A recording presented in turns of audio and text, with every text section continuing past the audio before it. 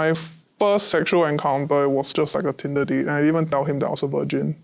Second time ever having sex was transactional. This was with my sugar daddy for money. I'm 25 this year, and I've been working in the sex industry for close to 7 years now.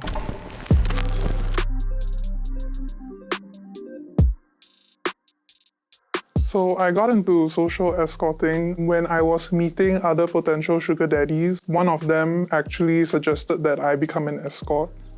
I guess, if you want to put it in like a slightly more derogatory way, glorified prostitute is correct. It's like having a dedicated concierge who will also suck your dick.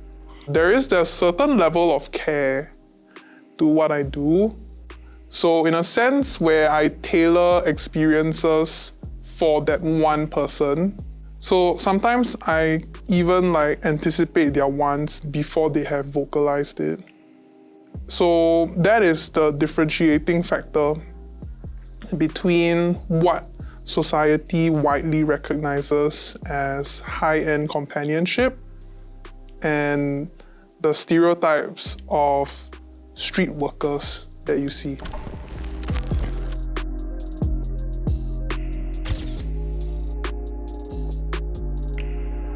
How did Rebecca come about? So when I was creating my persona for Rebecca, I basically envisioned the woman that I wanted to be. What was she like? What did she do? What kind of experiences did she get to enjoy? I do feel that Rebecca is like my best qualities combined and packaged up as nicely as possible. But I would say my real self is probably a bit more anxious and a little shy.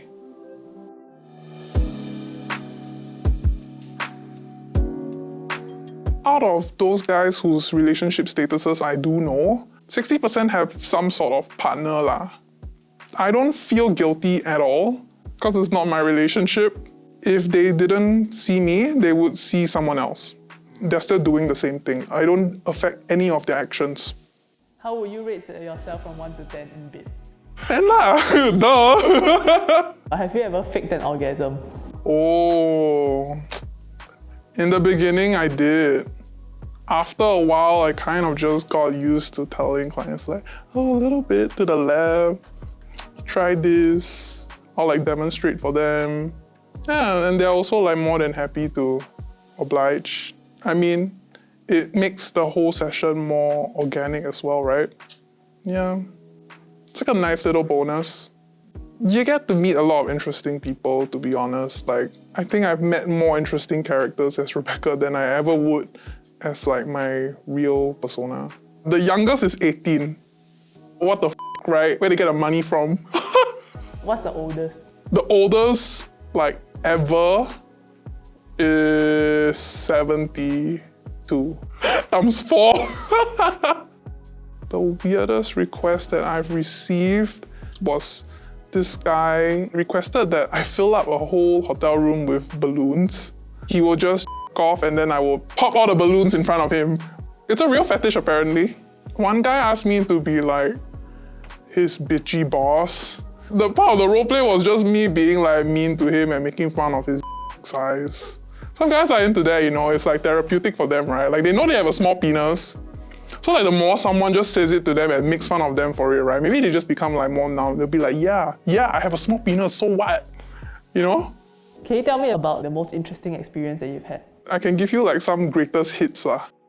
Yeah, so one was my friend, she was the plug, she came through and she said, "Hey Rebecca, I have a client who wants to see us together, but we are in Hong Kong. Do you want to fly over?" So after class, I just packed my shit and went to Hong Kong and I was there that evening. So that was pretty cool. I was in and out of Hong Kong. Just like that. The next interesting one was this guy, he took me out for dinner and he surprised me by booking the entire restaurant. When I got there, I was like, wait, where's everyone? I feel like he spent way more money on the restaurant than he did on me. which doesn't make any sense, but okay, sure.